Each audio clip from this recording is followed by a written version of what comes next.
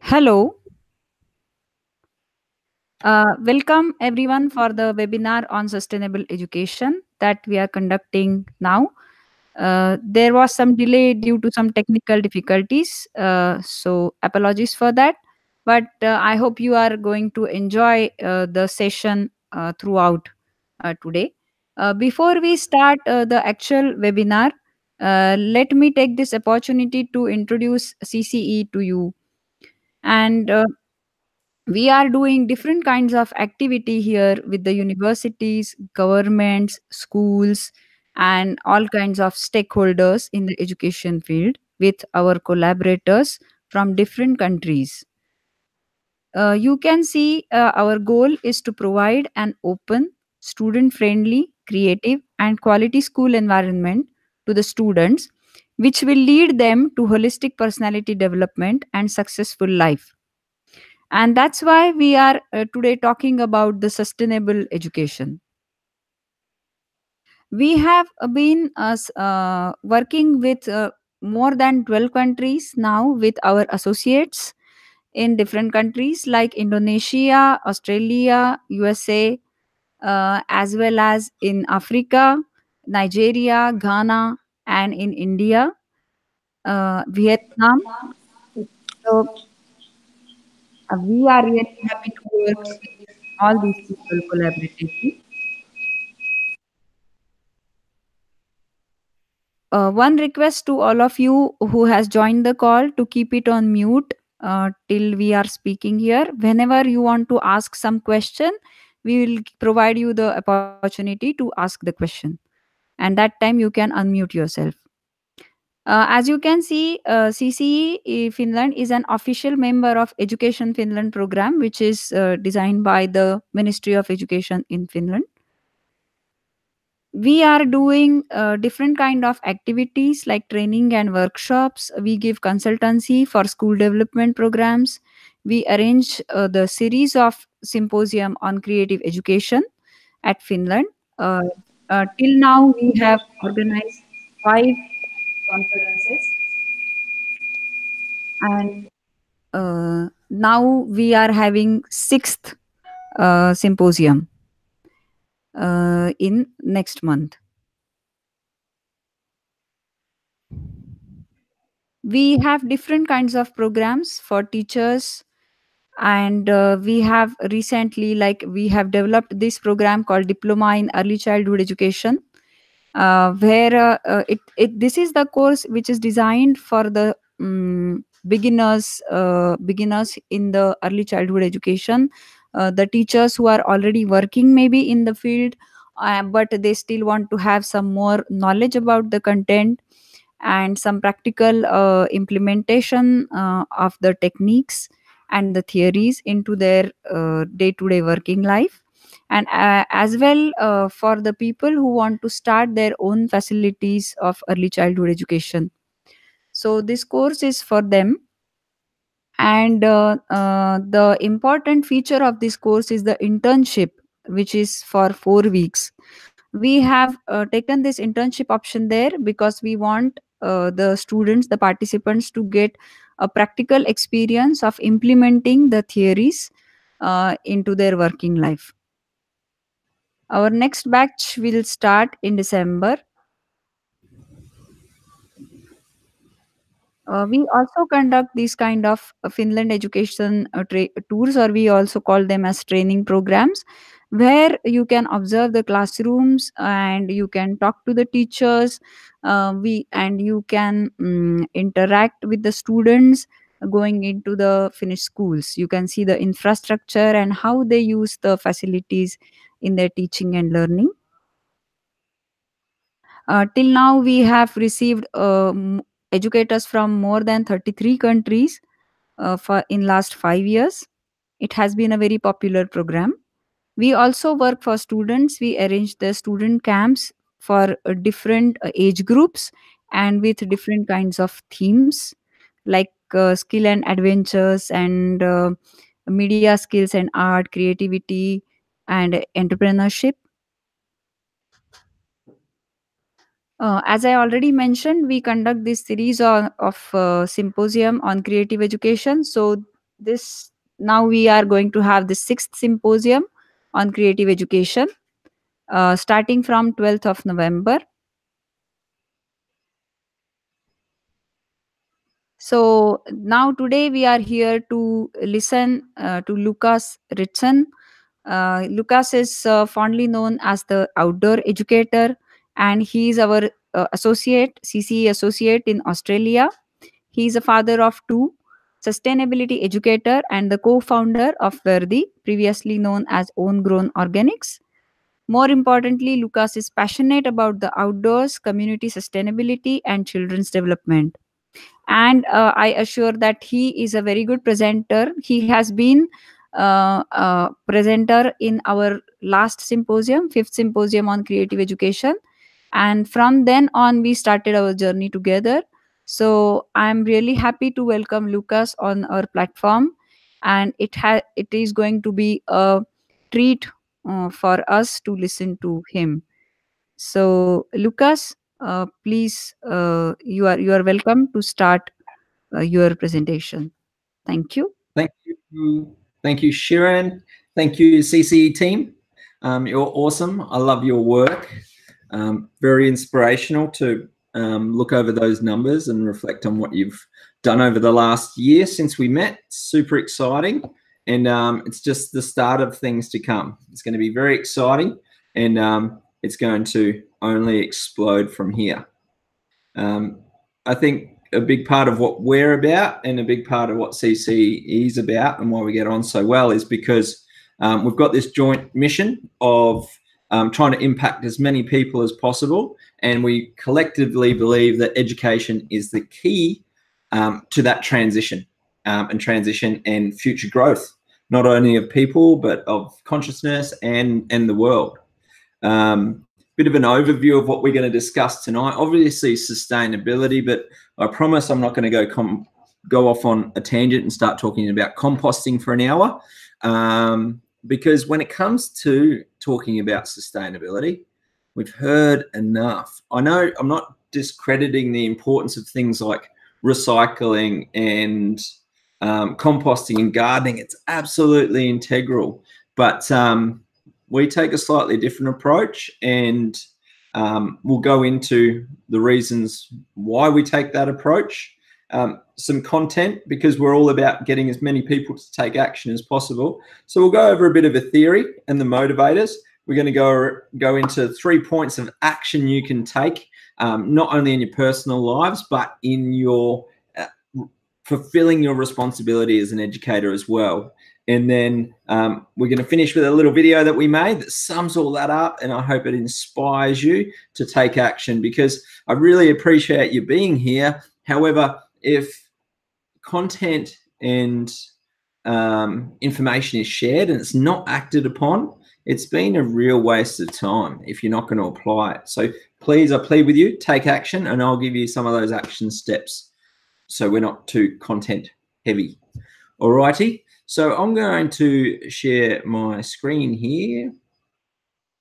Share the whole screen. Pull this up.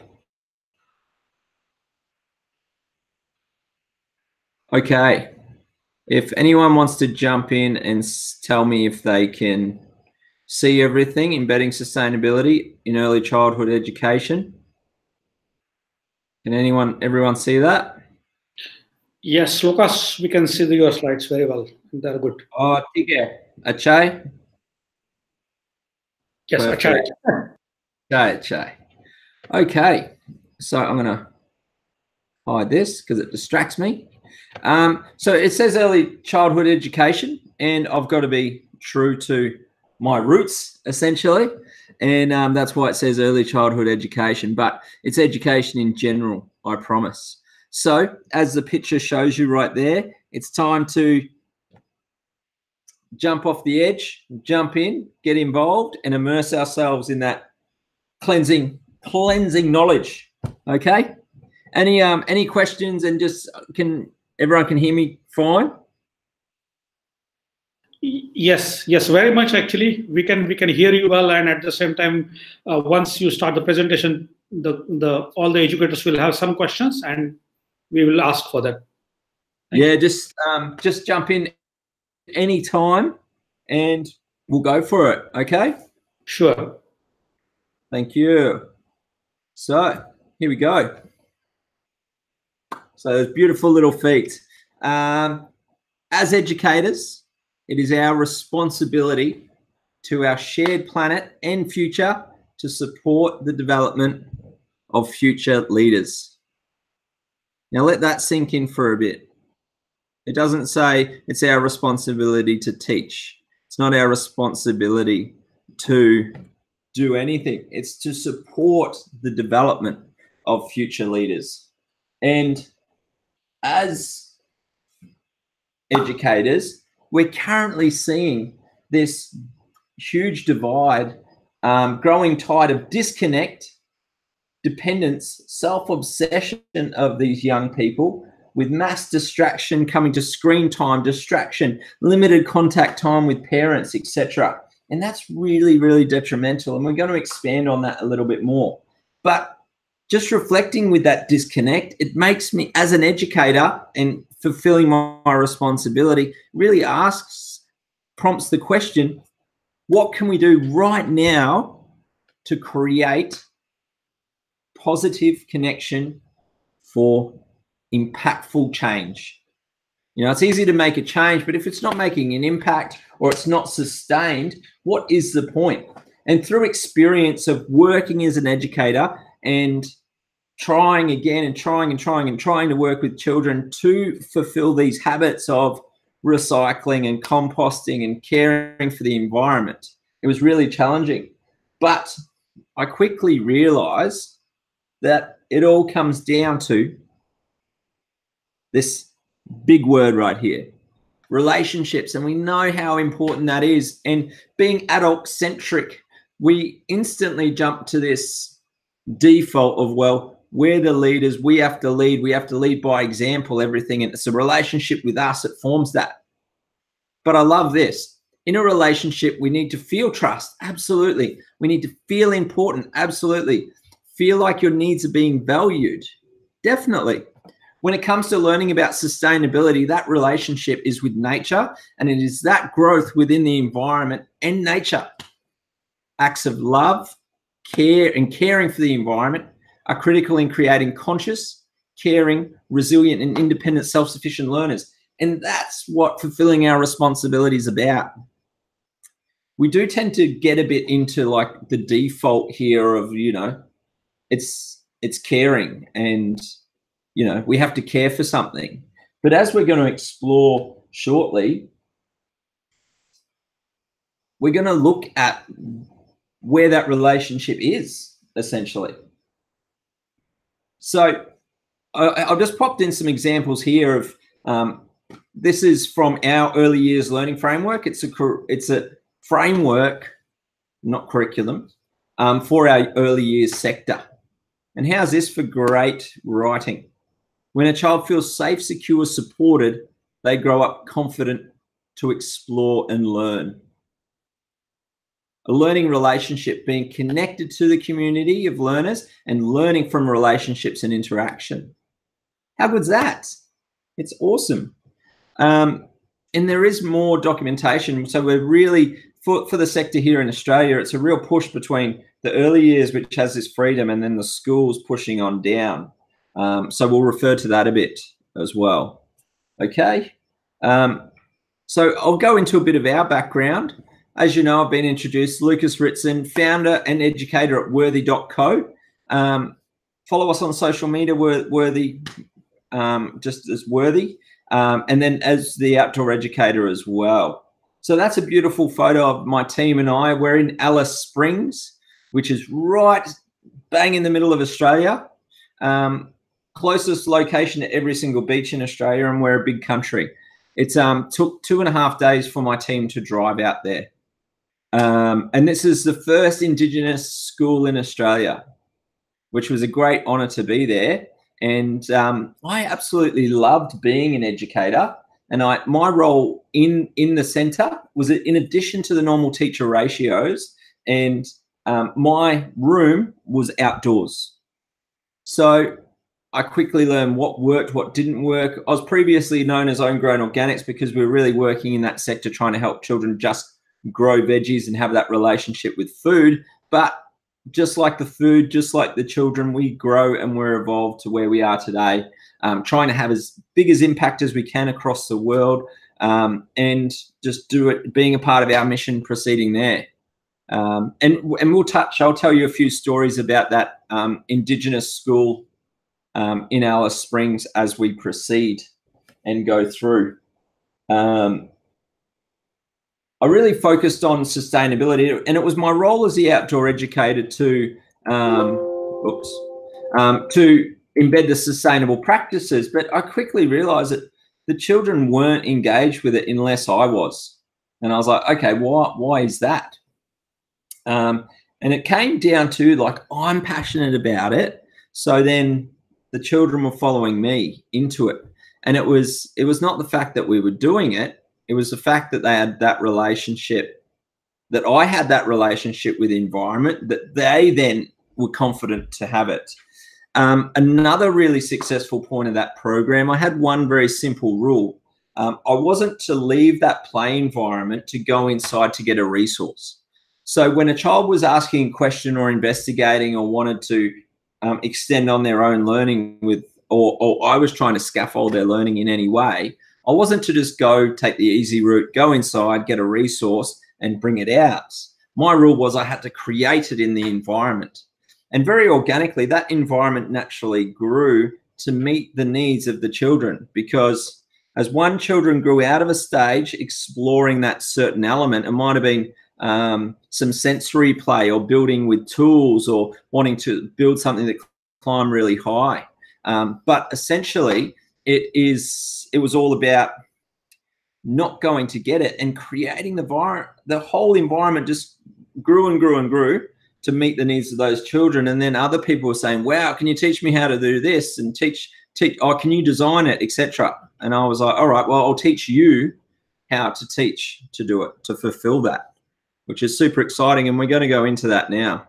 That's that photo there just makes me super happy, because these are children that come from very, very challenging lives. Every child there is suffering from trauma in some form. There's a lot of, in these communities, there's a lot of abuse, alcohol abuse, drug abuse, domestic violence, sexual assaults as well. And every child is working through that. So to be able to travel out there with my team and really put into action what we believe children need to feel supported, it was an absolute honor. And one of my proudest moments was to go out there and have that impact. So I'll happy to answer any more questions about that as we proceed. I've got another slide where I'll go into it a bit more later on, so maybe I'll leave it to there. Okay, let's keep going. So this is what we do. Biggest one, I do it for my family. I do it for their legacy. I'm on this mission to be able to, when my daughter and son in the future come and ask me, well, what did you do to contribute, or what was your purpose? I can say, like, I tried to do these things and I was on a mission to do it as well. Started Homegrown in 2013 to 18 now as the outdoor educator. Our TAFE is college. So I talk at college as a lecturer, consult with the city councils, industry leaders group for Education Queensland. Nature Play Queensland is a huge nature play. We've got a very exciting conference coming up that we're putting together for March. It's called the Childhood Summit, Nature Play Queensland. Check out the speakers they have coming to that. Not just me, but everyone else there is absolutely phenomenal. We're doing actually a pop-up playground in a car park built around, putting a shipping container in and building around that and bringing trees and dirt and logs and everything in the middle of a car park that we're closing off to just show how innate this thing is for children to connect with their environment.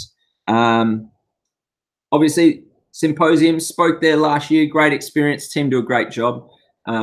Facilitate risky play, that's huge for me. and I consult around the world, advocate for children, and I do certification, and I'm well versed in creating playgrounds.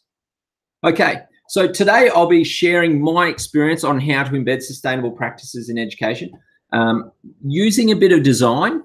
And but today, as we proceed, this is like your pre-course.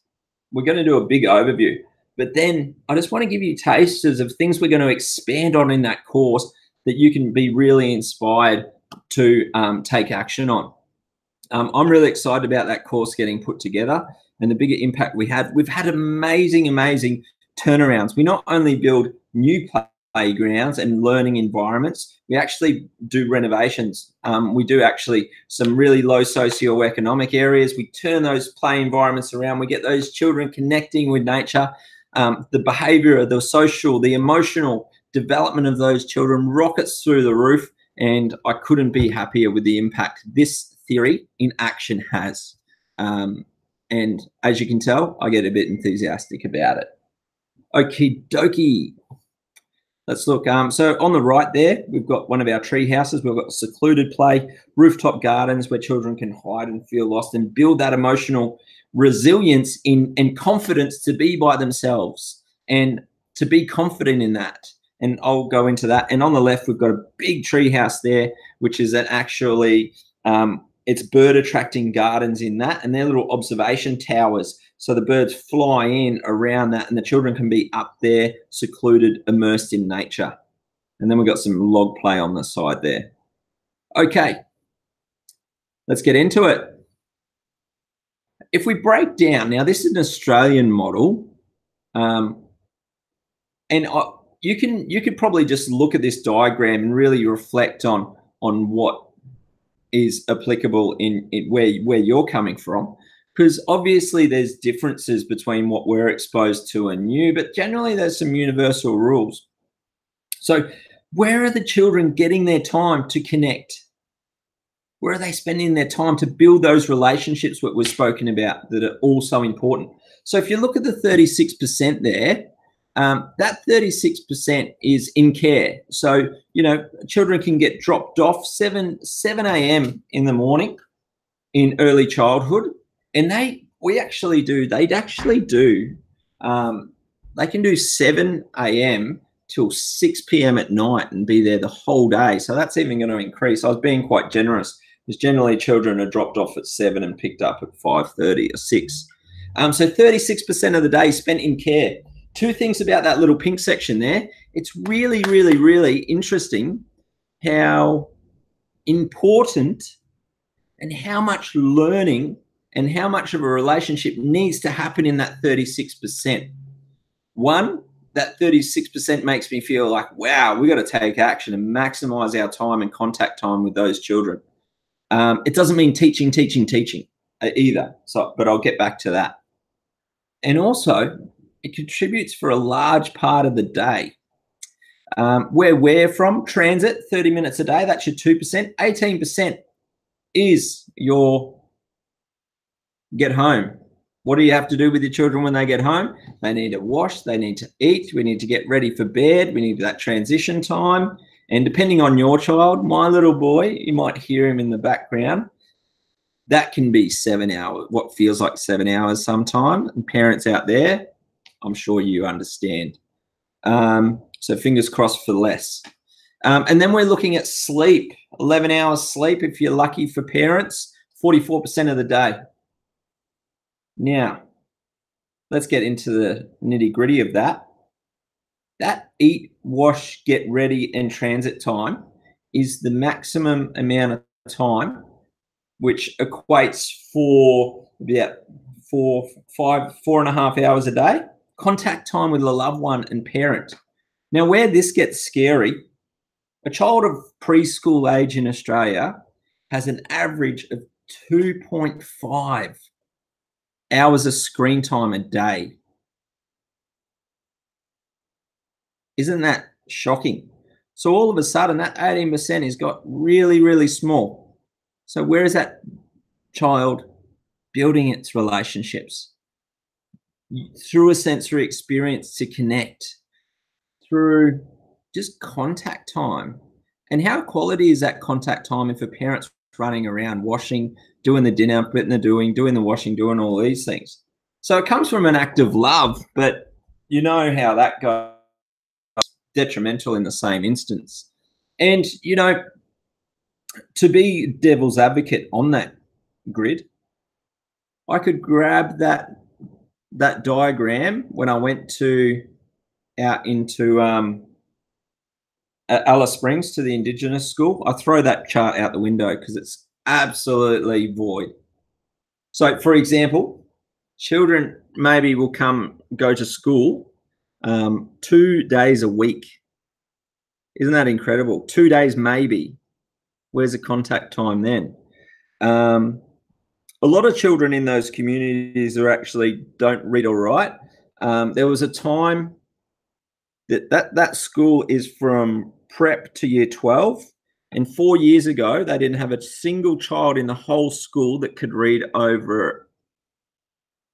was reading over a standard of a 3rd grade child. That's secondary school as well. So that's how detrimental the non-contact time is for these children.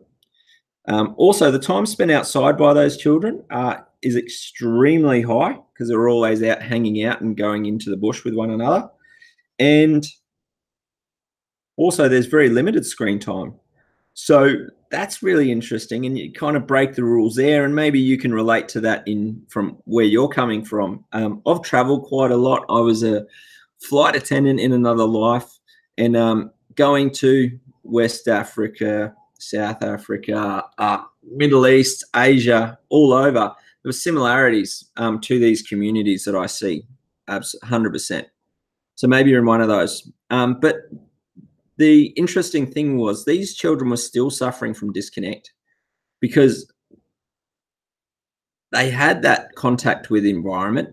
They were building that relationship with environment, but they are completely void of secure attachment to essentially an adult role model.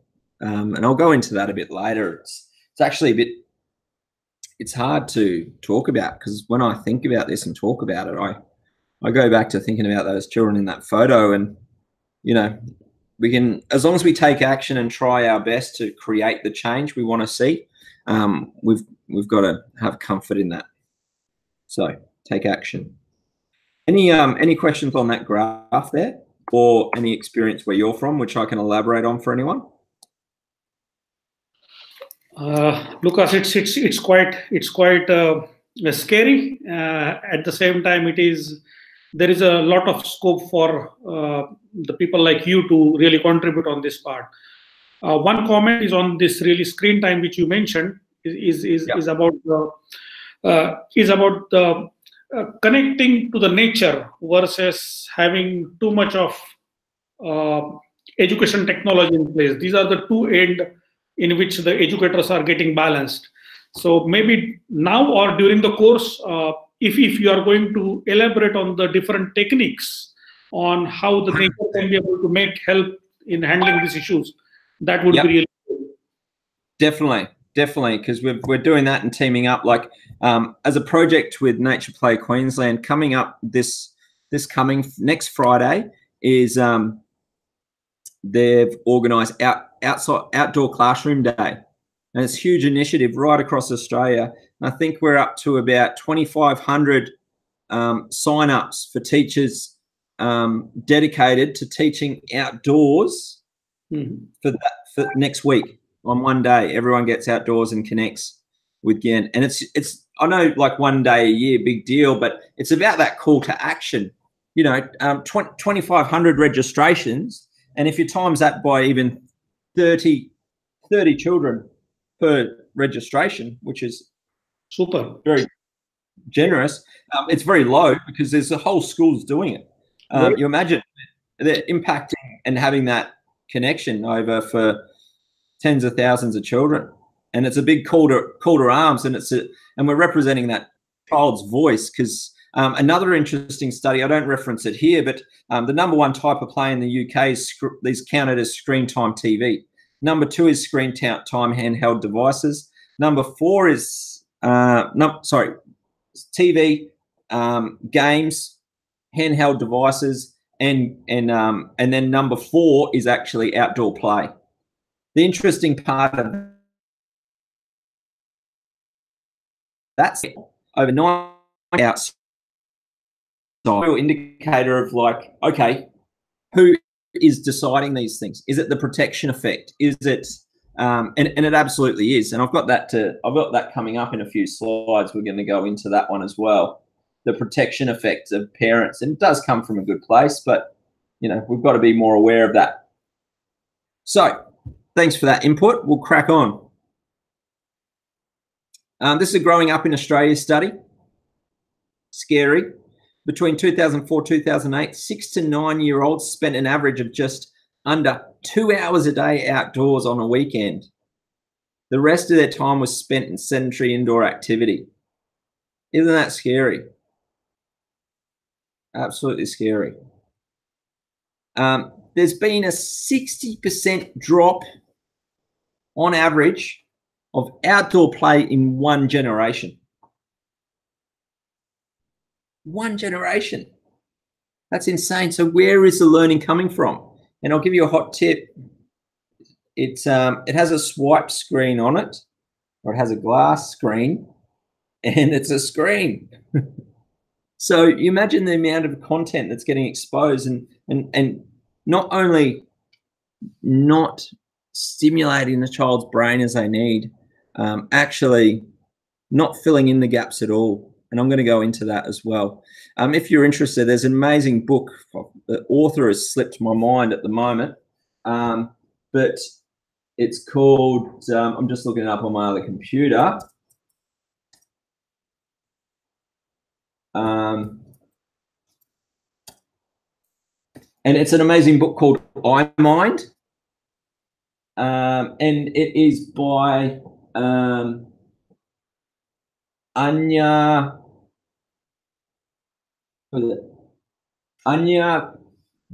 I'll write it in the notes. Anya, Kamenetz. And it's a study and research into the detrimental effects of screen time on the brain and social interaction and sleep and all these things. So really interesting study there. But, you know, whoa, if that learning's not happening, where is it coming from?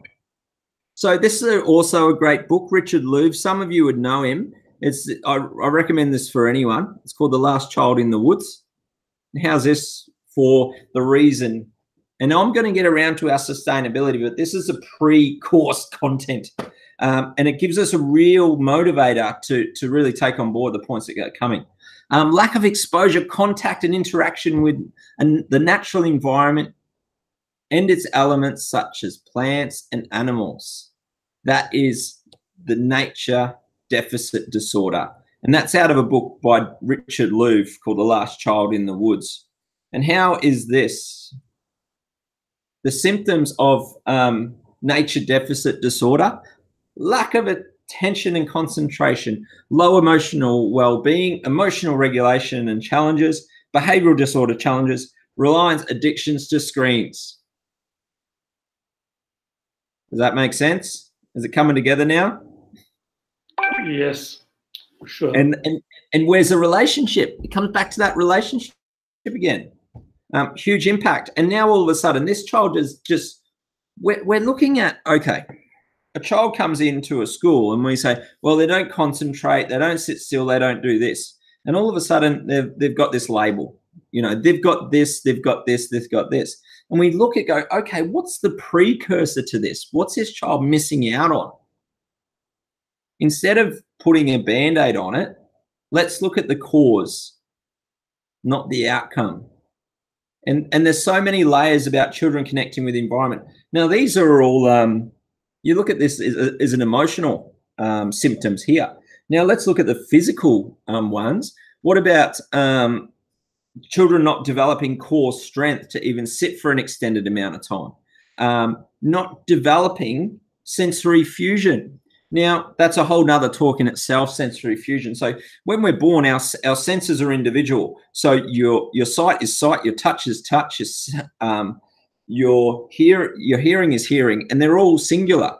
And we have to experience the environment around us. So we need to be able to look and touch at the same time, move and hear at the same time. And in our brains, when that's happening, sensory fusion happens, so we can grow into our bodies and be able to look at something and know how it feels.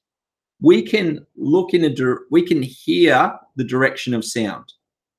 Can you imagine how overstimulated a child's going to be if they haven't been through sensory fusion because they haven't been exposed to these experiences? All of a sudden, you've got all of these emotional things that are the burden on the child, and then you've got these physical burdens as well. You imagine just the stimuli, the amount of noise in a classroom if all you can hear is a noise. And simultaneously to that, you can feel the seat you're sitting on pressing in your back. Your core strength isn't supporting you, so you're uncomfortable. Now, how's that child going to be seen by a teacher or an educator? They're going to be labeled very, very quickly. And as we know, as educators, once a child is labeled behind, it is very hard to take those labels off, just like those fragile labels on there, and then move into being just accepted as that child is. Okay? That's a really, really big one for me. Those layered as effects, the physical and emotional outcomes of a child not being supported and not being exposed to these experiences is detrimental for a lifetime. So to maximize their learning outcome, we have to maximize the learning resource. Now, just think, what are those resources? You know, do we need to have the big play equipment? Do we need to have this? Do we need to have? The answer is no, we don't. We need to have connection, and we need to have those things like I mentioned earlier, and it comes down to that relationship. And so we're going to go into those, what sustainability is about now and how that relationship fits into it. So environmental sustainability is the ability to maintain the qualities that are valued in the physical environment. So those things in the physical environment, they would be things like what? Like trees. There's an example for you. What else? Anyone? Can you hear me? What else is a part of the natural physical environment? Us. Us. Yes. You're cheating, Sharon. That's my content. I asked that question before. But if you ask a regular person without this setup of the importance of relationship, a lot of people will answer the trees, the ground, the air, all of these things, and they'll have a huge list, and I'll keep asking, saying, what else, what else, what else? And the bottom of that list almost every time, and it's a testament to how clever you are, Sharon, that's why, is that the person is on the bottom of the list. So just that is our framing to show us how disconnected we are with environment. And we don't even identify it as environment anymore. We view it as the environment's out there, that's all over there, and I'm here. So when it comes to teaching children and saying, care for the environment,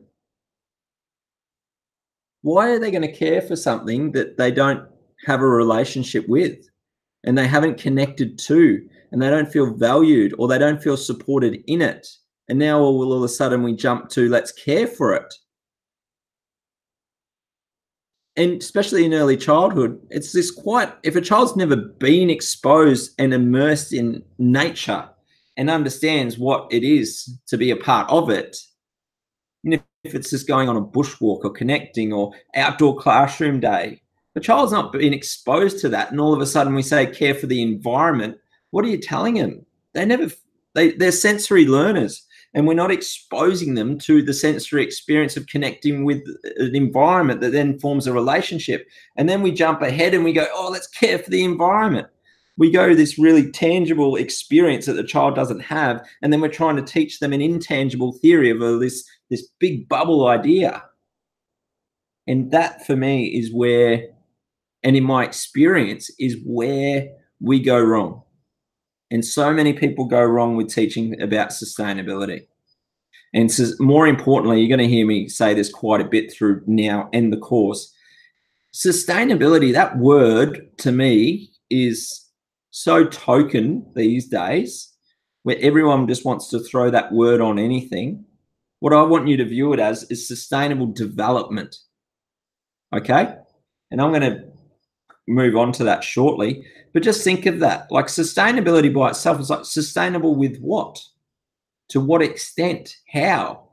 But all of a sudden, when we look at sustainable development, we're growing and we're assessing constantly. We're not just setting this model and saying, well, it's sustainable now, because if you look at any model over long enough, it's not going to be sustainable. Okay? So a few thoughts to proceed with there.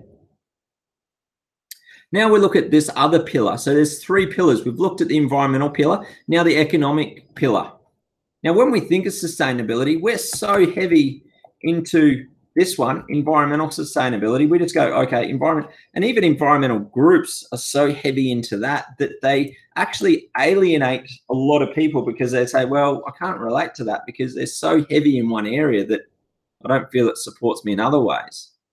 So economic sustainability is the use of various strategies to employing existing resources optimally so that they can a responsible and beneficial balance can be achieved over a long time.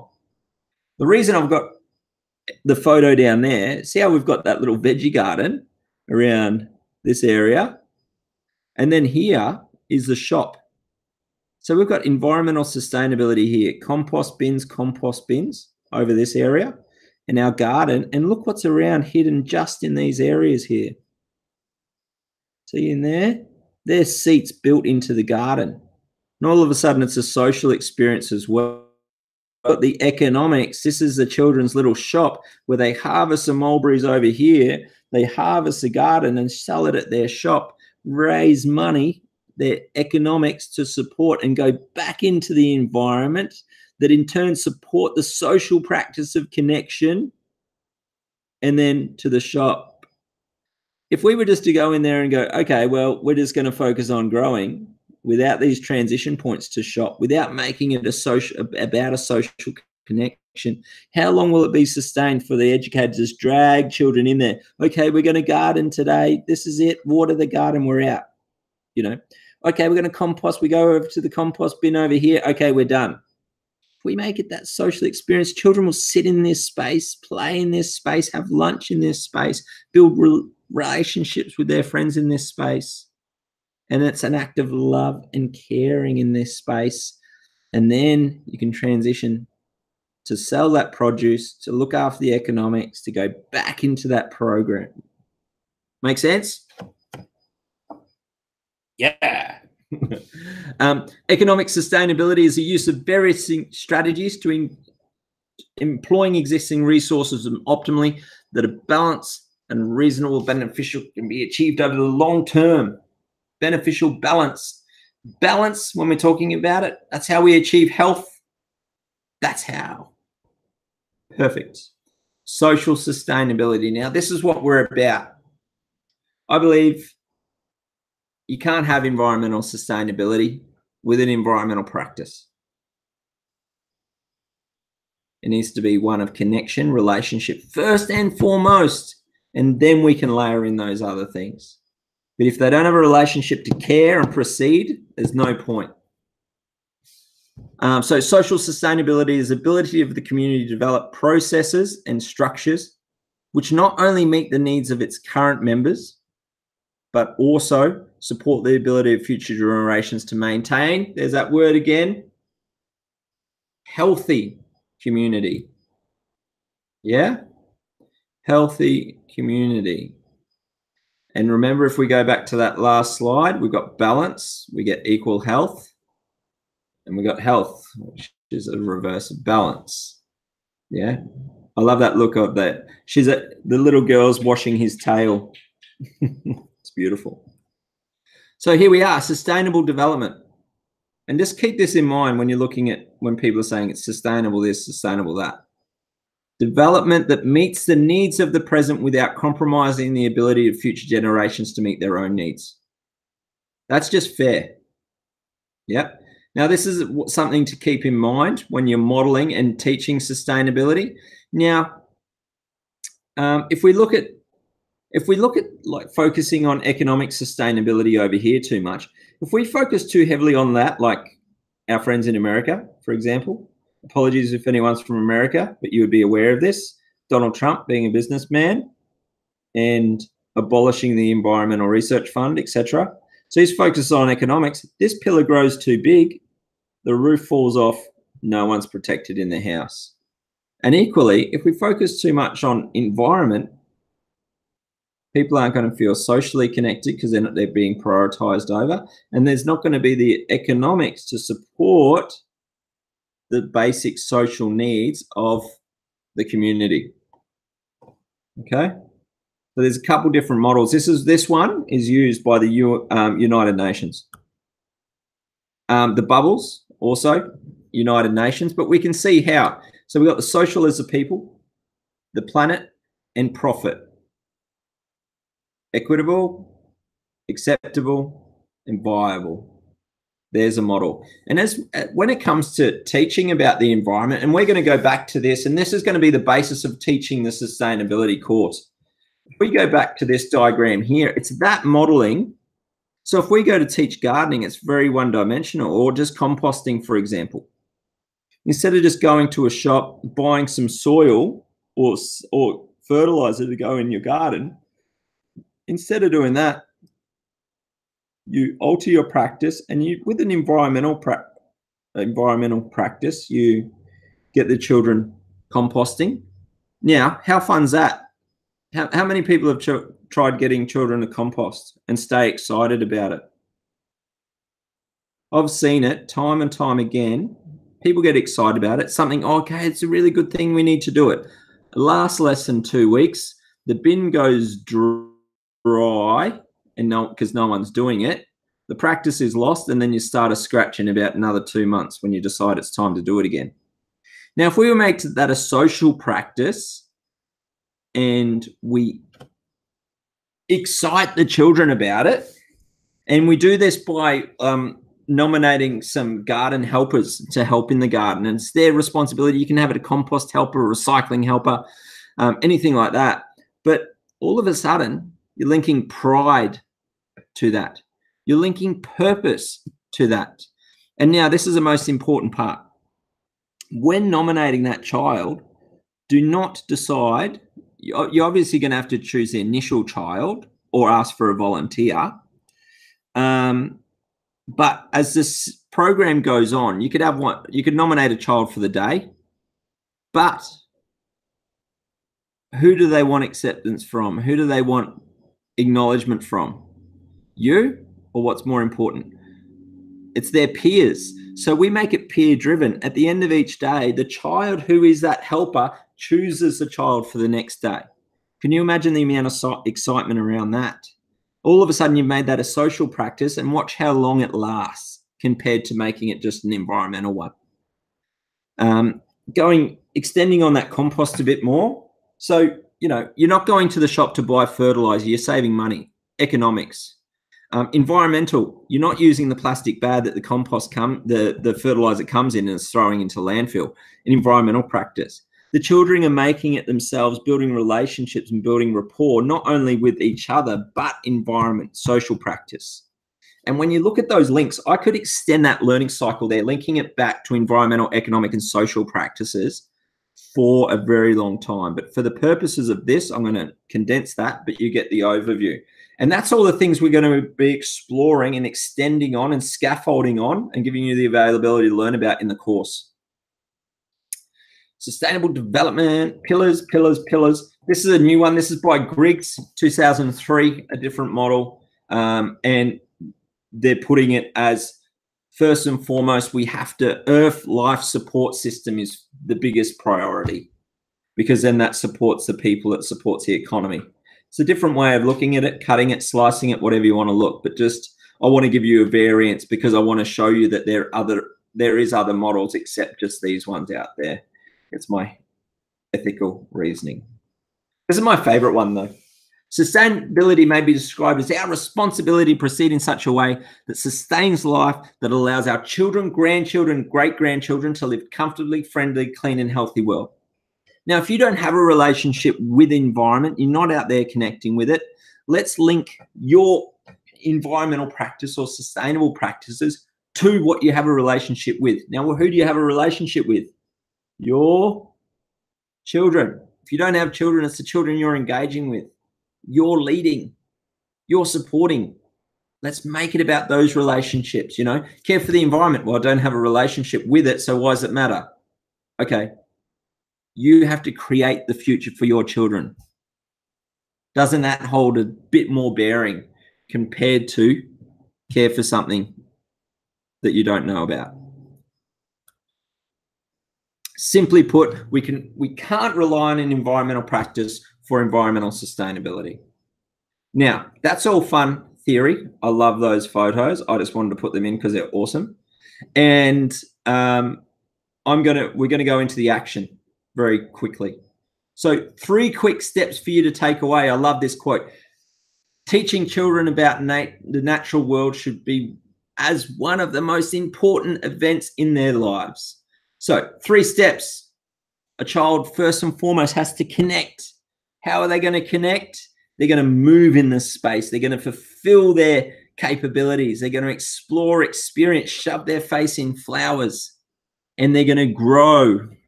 Yes. You tell I like this stuff.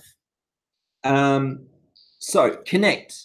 The architecture of a child's brain depends on the of a relationship. Now, I was recently in Seattle talking at a Johann Korshak conference there on social responsibility of sustainability. And I met the professor of psychology from Notre Dame University who specializes on children's development through play. And she has this beautiful theory, it's called the nest. And you have to create an environment for a child to feel supported in their nest. They need to feel connected. And then that leads me into the other things, which I'm going to touch on in a moment. So connect. Play creates neural connections and test them. It creates an arena for social interaction and learning. It creates a low-risk format for finding and developing innate skills and talents. I love that. So there's this cool research going on in the States. They're taking children someone decided they've got ADD and taking them out and saying, well, what do you want to do? They take them out and they're like, well, I like soccer. They take them out to play soccer. What are they doing? They're building on that relationship. They're doing something that they enjoy. They're getting this chemical reward. It's activating their brain. If you're interested in something, where is your concentration? It's there.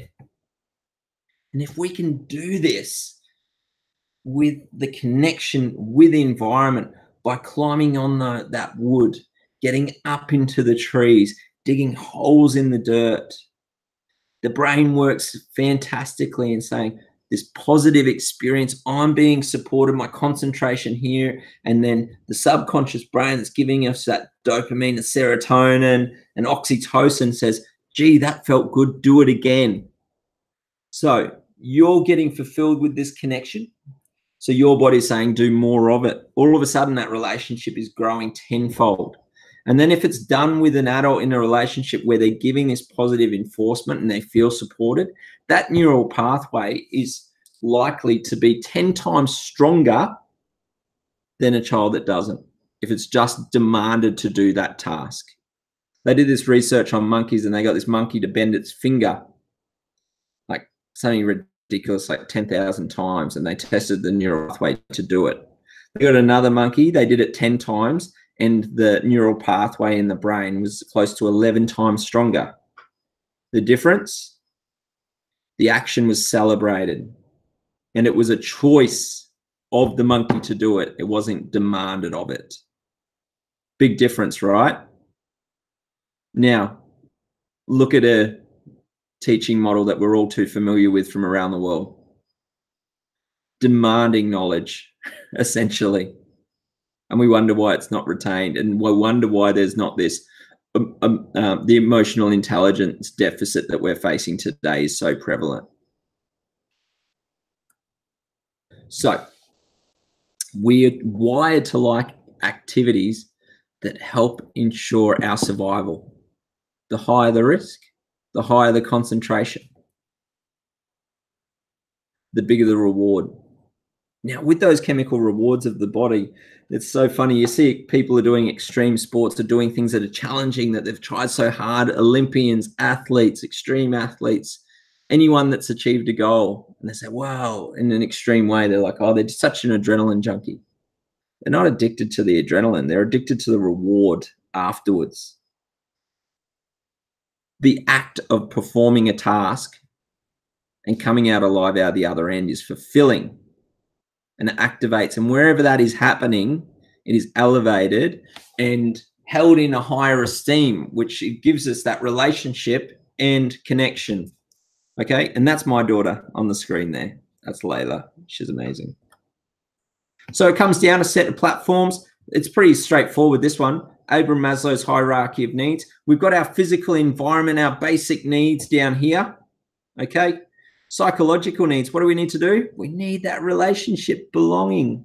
We're going to build our esteem, our prestige, and accomplishment. Accomplishment is a huge, huge part of supporting children in the environment as well. You know, we steal children's accomplishments so often.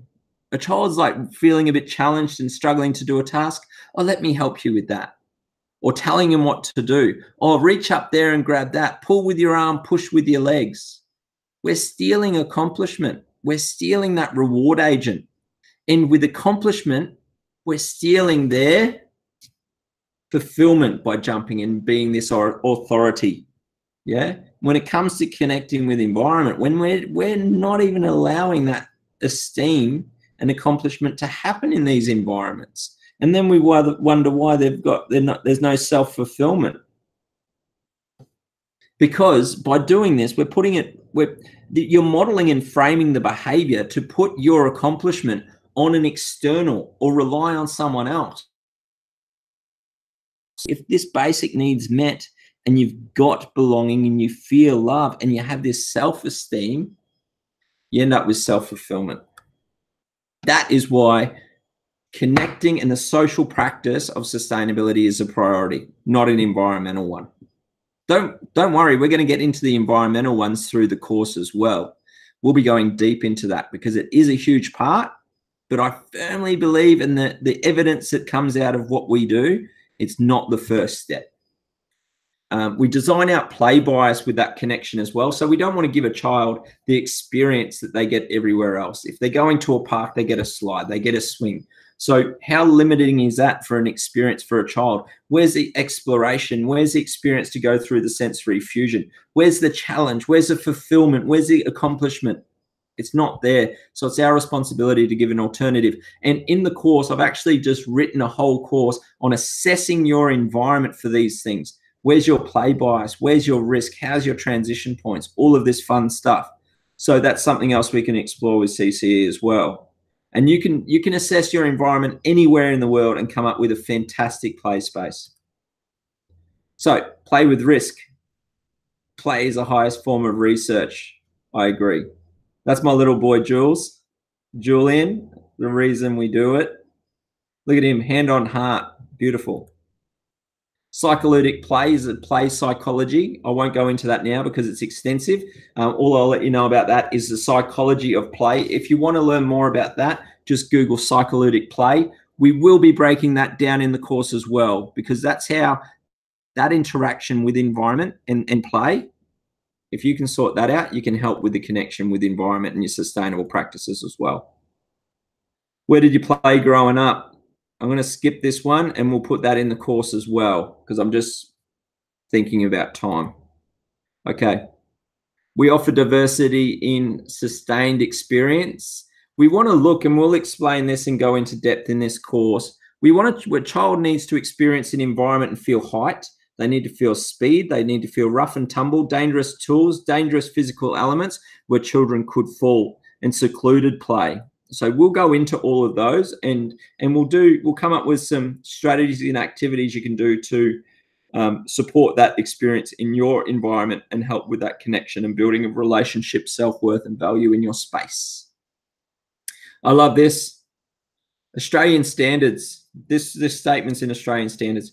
Injury is distressing for children and those who care for them, but the experience of a minor injury is a universal part of childhood and has a positive role to play. And number 3, so we've got connect, play, because it's going to give our fulfillment, and now grow. Now, how's this? Grow. Yes, I'm talking about food, but you can expand on that very quickly. And we're going to go into this within sustainable practices. A bit of funny data for you. 1/3 of 5 to 8-year-olds in Australia thought bread and pasta is made from meat. 92% did not think bananas grew on trees. 60% didn't know herbs grew in the ground. 75% believe cotton comes from animals, and 27% believe yogurt comes from a tree. Yogurt in a tree is my favorite one. So once again, it comes back to a relationship, and growing is that. Now, a garden is environment. Makes sense, right? Sounds like a pretty silly statement. But if we go back to what I was saying about, environment being this abstract idea, it is in the context of teaching a child to care for everything at once. But when we look at environment and we break it down, just to like example of one of these raised garden beds here, that is a physical representation of environment. Look, we care for the environment. We create a healthy environment. We create healthy food. We create a healthy food. We create a healthy me. It's a sensory experience. You get fulfillment from it, self-worth, acts of love, caring, and compassion in a physical way. That's why it is so integral to be able to grow food and grow an environment that supports other things. And you can see the beehives here as well. This was a rooftop garden I did on a hotel in Brisbane City, where we're from, which is pretty cool. And for those people that are out there saying, well, I've got brown fingers, I can't grow anything, and I understand the challenges of coming from a place like the weather in Finland, a bit cold to grow. But I understand we'll be launching this course in around September, in spring, so it'll be perfect time to apply some of this into action. What I'd also want to touch on is, you don't need to grow. You really don't. You need to create an environment where the plant can do what it innately knows to do. Doesn't that sound familiar, that model? Don't you think that's exactly what we have to do for our children? Yes, very much, Lukas. I can really resonate with you. And actually, one of the point which we'll discuss maybe during the course as well, that the Finland has started quite early in the field of forest schools. So we have schools which start from the forest, and even the pre-primary as well as the early childhood education starts in the forest, and they do go to the forest every day, irrespective of the weather is -40 or -30 degrees. So I guess during the course also we will invite a couple of teachers who are working in these forest schools, by which they can share their experience. And one of our colleague itself, she is the first educator who has started the forest schools here in Finland. That will be really great. The CCE, she's amazing. Yes. With that relationship we have with Nature Play Queensland, I think they did about 1,600 trainings last year on teaching educators on how to get children outside into the bush kindy and bush classrooms. Super. That's awesome. And you can imagine our challenges is not only heat, but everything in the bush wants to bite you and kill you. So we have that extra challenge. You've got the cold, we've got snakes and spiders. But just to proceed with that thought, I want you to sit with this for a second. We don't need to teach a child to learn, just like we don't need to grow for the plant. We don't need to know how to grow. We don't need to do the growing, sorry. All we have to do is create the environment that supports the child to do what it innately knows how to do. The child knows how to explore, to meet their needs, to activate their body in certain ways for their certain stage of development, to move in a certain way, to gain and engage in activities to strengthen their focus. And that's all we need to do. We need to create this environment that a child feels supported in, with connection and relationship with that space, so they can do what they innately know how to do. It nourishes the body and relationship with love. And that's the thing, like, you know, going to talk with a lot of people, I come across a lot of academics, and then I rock up. I don't consider myself an academic. I consider myself a practitioner, maybe an aspirational academic at best. But I do have plenty of friends that are academics, and the work they do is absolutely amazing. I love it, and I love to contribute. But it's finding that balance for us. But when we come in and start talking about love, you kind of get those eyebrow raisers. But that's the language. How does a parent tell a child they matter or they care? They say, I love you. And then all of a sudden, as teachers, we want to say, oh, good job, well done.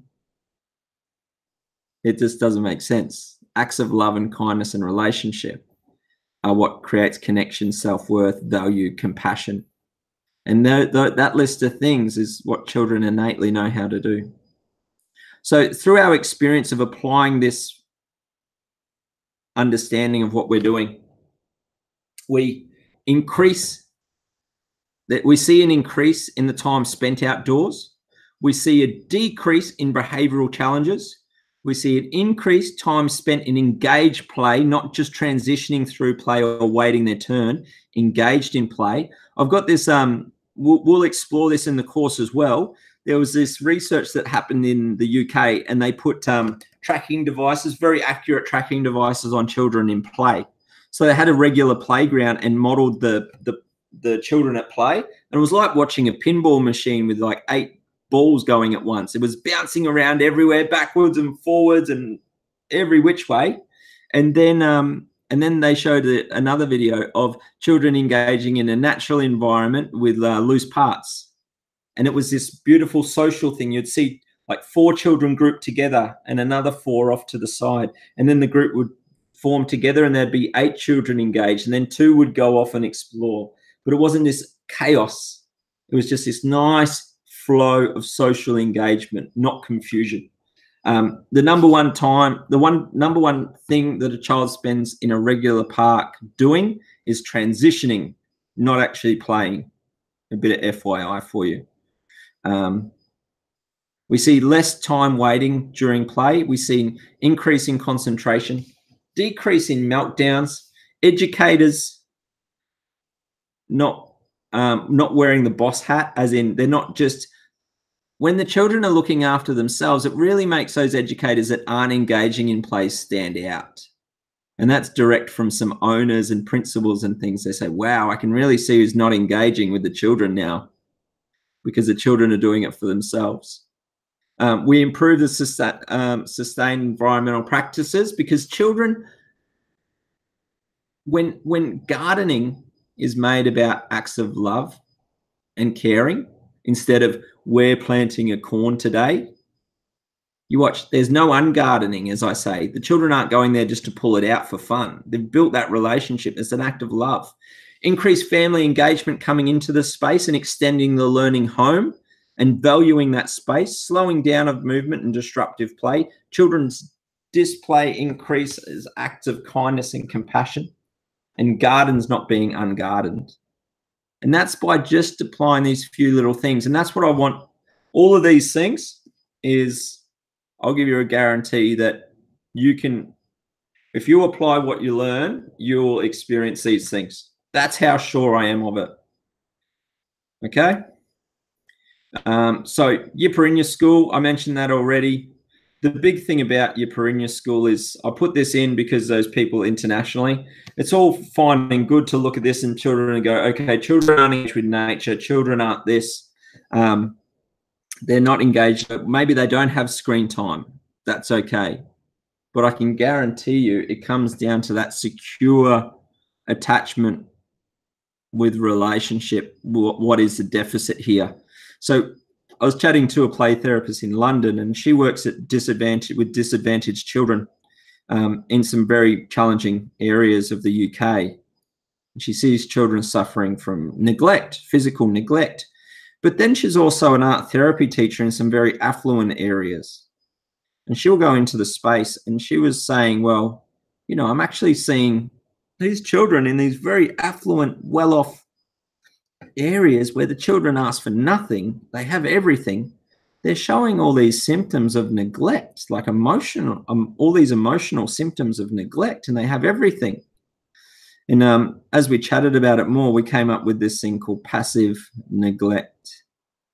So it's this distraction of life, it's lack of relationship, lack of connection, and it has the same effect, emotional effect on a child that is physically abused to a child that is emotionally neglected and that doesn't have secure attachment with that relationship. And you know, that's just a London model, an affluent suburb in London to a less fortunate area. But we can also use that model. If we expand that model to a more global model, do we have those affluent parents, aka countries, where that's the challenge they're facing? Do we have those less fortunate countries that are facing a whole different circumstance, but we're facing the same outcome? And I'm a firm believer that there is this universal need for more loving, connecting relationships, not only with one another, but this beautiful thing called nature. And I love how in human nature and nature, it's human nature to want to connect with nature, human nature. So, action. Connect, play, grow, create and be inspired learners.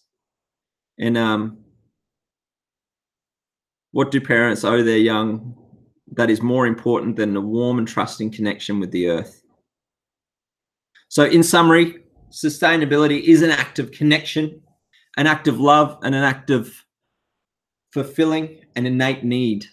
So there's an outdoor educator there, but I'd encourage you to go to worthy.co for more, and also our Facebook for a lot more content. CCE, looking forward to teaming up with CCE. And just to wrap up, I'd love to show you this. Like I promised you a little video here. Make sure the sound's up. And this is something we made that, you know, we wanted to make something that warmed the heart and put all of this theory, condensed it, and gave something warm that our people that are a part of our mission can take away with them. So turn up your volume, listen, and I invite you to think just anything that stands out for you, any of that narration or script that stands out, take that with you now and say, well, that's what I'm going to focus on. Okay?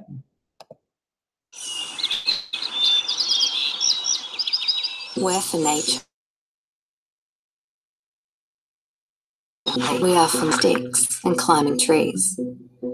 We're for calculated risk and backing yourself.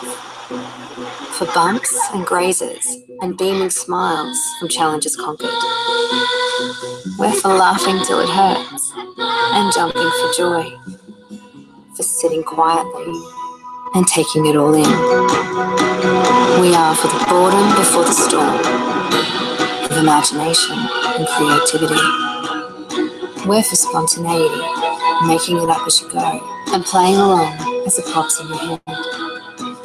We're for going boldly, but treading lightly, for being mindful, purposeful. We are for being courageous enough to be vulnerably, authentically you, worthy of love, worthy of belonging, and happy in your world.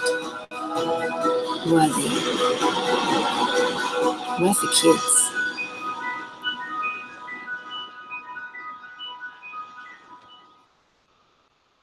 Okay. Thank you so much. I'll escape out of that. I'll try to find where I've got this. Here we are. And yes, you can now stop screen sharing so that we can see you, and then we can open it for the questions. yep. Is that stopped? Yes, perfect. Yeah, I win. I'm not the technology guy. I'm the outdoor guy. So I feel I've achieved something. You're fantastic. You are fantastic, as well as the presentation was superb, actually. Thanks for a great insight, and as well as the information, as well as the plans that you are having with the course, which is really impressive. Maybe a couple of questions which we have got on the chat messages as well as on YouTube. Just to give some statistics in the perspective, we have received more than 560 plus likes for our Facebook event. The people who are interested are more than 400 plus. Yes, so it's a great thing. So it has been a good job done by the entire team who promoted this event. Well done from that point of view. Currently, as of now, we have more than 72 people. I can see it. They are live and asking some questions or putting the part. It's apology from our side that we cannot take everyone in this live interaction, because everyone love to do that, but we have limitations based on the number of people who can be able to put it in the live interaction. But in the next webinars, we will put more people onto the live interaction so that they can ask live questions. But and also on the Worthy page, Worthy Facebook, they're free to message us anytime, and we've got a very passionate team that are here to help and answer any questions. Yes, yes. I guess the first question which is here is about the this course, where you will talk about the concept of sustainability. Do you concentrate on some age group, or is it applicable for the teachers from primary, pre-primary, or what do you suggest? Yeah, so when it comes to creating an environment and the connection, like my background is specifically in the early years in primary school, not secondary, but there's overarching themes that are universal, even like going to talk to adults about their connection with the environment. These base rules, well, not rules, like just what we've come across with prioritizing that connection is right across the board. So it applies to everyone. But okay, the extended course that we'll be doing with Shirin, with all these little teaching resources, will be specifically to the early years, but the overall course will be able to be a broader perspective. So yes, practically it will help the participants to prioritize their like selection of the course depending on that. And so practically it's quite a broad outlook, and as we said that, okay, we will also take some examples from different parts of the world, how it to be done, practical implementation of this. So I guess I hope that you will also speak about that during the course on the practical implementation of how the actions can be taken and what could be the 100%. Different cultures. Yeah. For sure. We can, we'll do that. Sure. Excellent. Shirin, do you have any question over there? Or otherwise, I will take the next question, which is here. I have one question here, actually, and which says about, Lukas, you mentioned about the connect, play, connect, and grow. So there is a question related to connect, where I can see a parent putting the question about the child, the teenage child, that how to maintain the connect with the parents. And I think it is mainly asked with the perspective of how the environment or outdoor play or outdoor activity can help in creating the connect between the parents and the teenage kids. Yeah, in the relationship. Now, as the you know, the transition from child to teen is extremely challenging. We've all been there. And what we're seeing today in this more of a closed off or inexperienced younger children to teen, they're being told what to do, and they're being framed up the whole time. Now do this, don't go there. Do this, don't go there. They get to that teenage area, and then it says, act like an adult. And the child's like, what? And therapists call it, their behavior goes underground. Because everything's been framed for them the whole time, and now we're saying, well, act like an adult. They don't know where the parameters are. And it has to, those parameters need to be formed in a informal, fun, and engaging way. And that's how that you give them the freedom within these experiences in nature, and let them lead it in nature. And it's not saying throwing it at them. It's about empowering them and making it a social outcome, and making it informal and without this pressure. And then they can get involved with the amount of risk they're comfortable with as well, and building achievement and esteem within the space. And when you can do that as a social unit as well, it only makes those relationships stronger. So absolutely integral to do it. And you could do things like simple things, and we have a tendency of parents to do the boring stuff, so let them dictate where they want to go as well. Okay. And it might even challenge your parents more than the child, but at the end of the day, as educators, we know it's so often we put ourselves first. Like, I really don't want to do this. The amount of times I've seen educators, and it rains, so we go outside and play in the mud, and the amount of educators are like, nope, not my thing, I'm not doing it. And then there was one educator specifically, and she's like, it's not my thing, you go out there, you play in the mud, you do it. And I said, no.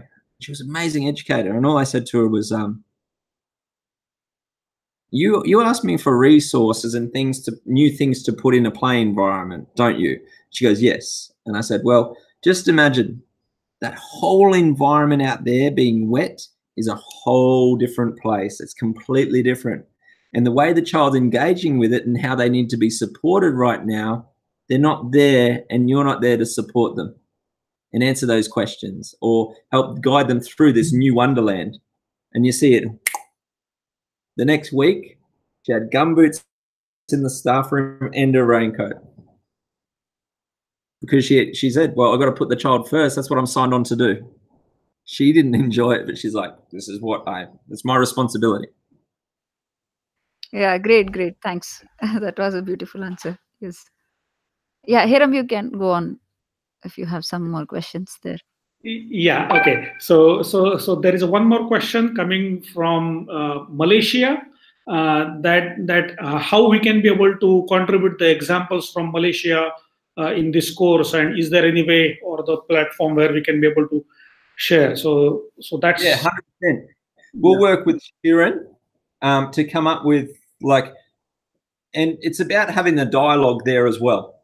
So to create this community that is there for support, and as these questions come up, you'll have people jump on and be like, oh, I had that challenge. Because like I mentioned in that little very condensed presentation, is that, these are universal things. It's not just the suburb here and suburb there. And being blessed enough to travel, the similarities are profound. Like Sharon and I worked together on doing a little consulting for the school in India. And the similarities between going to that Indigenous school in Alice Springs and the challenges that were being met, the socioeconomic challenges, the cultural challenges, the language, because there's 3 different, they call a mob, the tribe is a mob. So 3 different languages as well. Just like in India, multiple languages going to the one school and the challenges there, low socioeconomics. We're here and you're there, and we still are facing the same challenges. So we're in it together, and I love Nasi Lemak too from Malaysia. Super. Okay, I can definitely know that how we will take it into the consideration. Just as a practicalities, that our most of the courses run onto the learning management tools through which all educators and the participants in that course can be able to interact. We have weekly live calls through which the participants can share their ideas, because we here believe that it's not a one-way communication where the trainer or the expert is only speaking to the participants, but it's a mix of idea sharing from all the participants. And that's why we are really looking forward to have this kind of course where the participants can share their own ideas as a part of examples, as a part of case studies, and as a part of practical inputs to this entire community. And we will grow this together. So there can be multiple platforms. First is we have classroom environment. We have some kind of online tools, and at the same time we have online meetings through which this webinar can be taken, and this course can be taken, and we can be able to share the ideas. So perfect. Good one. I like it. Yeah.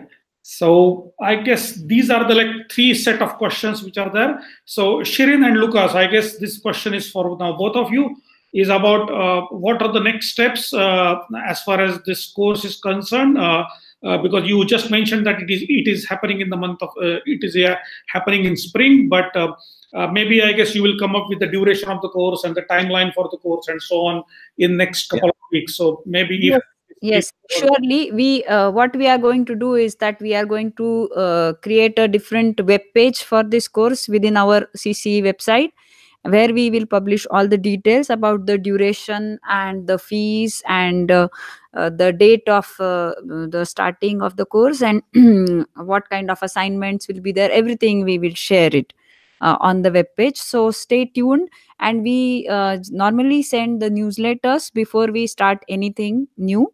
So please subscribe to our newsletters so that you will get the updated information. And once you receive this updated information, you will get to know how you can join the course in. And as Hiram told you already, that we can have we always have this kind of classroom environment where you can put your points and have a interaction in that. We also have this kind of live interactions during the course also, so it makes it easy, and people feel more connected. Though it is an online course, we try to create this connect within for the trainers and the students. So I guess you will receive all the information maybe somewhere by January end, let's say 2019. That's the latest. Yeah, sure. So thanks for that. There is one more question. Lukas, are you open for one more question from the participant? Sure. Why not? Okay, so now why do you suggest? What do you suggest in regards to after-school programs implementation? So Injeri is our colleague. She asked in the question that I run an after-school program, so there are about 3 hours of time to structure. So maybe if you can answer briefly, and then in the course we can have the detailed understanding. Yeah. We're actually teaming up with an amazing guy named Angus Curry. It's a guy you liked our Facebook with Angus and Mark Armitage. They're both play experts. And if you follow Angus's page, we call it OSH, which is after school hours care. And so they do early morning and night. And what they're doing is they're moving into the adventure play realm. So the type of lots and lots of loose parts, creating an environment that's completely dictated by children, and it's run by the children. So a transition to that is doing things, instead of it being structured, you don't need to structure it as such. I know you have your outcomes you want to achieve, and it's more about observing and taking your evidence of the learning out of what's happening, not create what's happening for the learning. I call it, there's this thing, we have to be an intentional teacher. Being adults and busy, we think very linearly. So we go intentional teacher, intentional outcome. So we're heading in this direction, and then I'm going to do all my observations and move everything because I want to head over here. And what I challenge you to do, and I implore you to do, is step into the unstructured. I would introduce these things called no toy days. So it was all recycled materials like pipes and boxes and wood and ropes and all different things. And we'd celebrate having no toys, no resources. So it had to be created. And then you'd see the parents come and you're like, what? Anyone with a parent knows how excited a child gets about having a box, a brown box, you know, and it's the same philosophy. It's open-ended. It can be anything they want. We just had 3 days of rain straight, which is really weird for us. So my children they had a castle, they had a pet shop, they had a shop, like it just transitioned to all these things. But I challenge you to make it unstructured, ease into it with your loose parts. If you Google introducing loose parts into play, that's a great place to start. And take your observations out of the cool things that are happening in there. And on a more structured sense, if you want to do that, you can start establishing and setting some time aside to just perform acts of love and caring for that space, like simple tasks like cleaning something down, rebuilding it, get their input into what they want in their outdoor environment, what they want to play with. That's the value, and it's the child's voice that is the loudest. Super. I guess one of the programs, I guess what you are doing with sharing about the consulting the school also, you have given a lot of important tips on how to create this kind of programs, as well as how to create that environment by which the kids are being, you can't say forced, but they are being attracted to do the new out of box thinking. So I guess those things we can discuss during the course. Yeah, we want divergent thinking. It's a way. Why are we going to teach the way a machine already can? Sure. So I guess those were the questions, and I guess there are few questions we will be able to answer during the course of our future interaction. We request all the viewers, educators from different parts of the world, those who have joined it, please do share comments on this webinar. At the same time, please like to our webpage at the same time of our Facebook. And this YouTube channel, which we are doing for CCE Finland, we keep on posting new videos from the different parts of the opinions, as well as the webinars from educators from different parts of the world. If you would like to share your opinion on this, comment on this, or this subject, or anything in the space of education, please contact us. We'll be happy to host you over here, and that's a great learning experience for all of us all together. So with this part, Shirin, do you want to say something on the concluding part? Yeah, I would just like to thank you, everybody who has joined this, and thanks to the technical team who hosted this webinar. So thanks to Hiram, and most importantly, thanks to Lukas, who has found this time, and I could see once again his passion about the sustainable education. So I'm really thankful to Lukas that you accepted this proposal of conducting a webinar here. Anytime anyone can join our mission, I'm going to be there. Yeah. So I love you all, and I really appreciate you hearing the voice. Yes, yeah. We love you too. We love you, and we love your passion. It's amazing, because I can see that it's quite late there in the evening over there. So, and you are still awake and fresh over there. Friday night, so it's good. And Friday night, exactly. Where I want to be. Okay. Great. So thanks a lot. And just a reminder about the early childhood education diploma that we are conducting now. Already the first batch of this year is going on, and then we are having our next batch starting in December. We will soon share the details for that also on our webpage. So stay tuned, and thank you very much, and enjoy your weekend. Thank you so much. Much love. Bye-bye.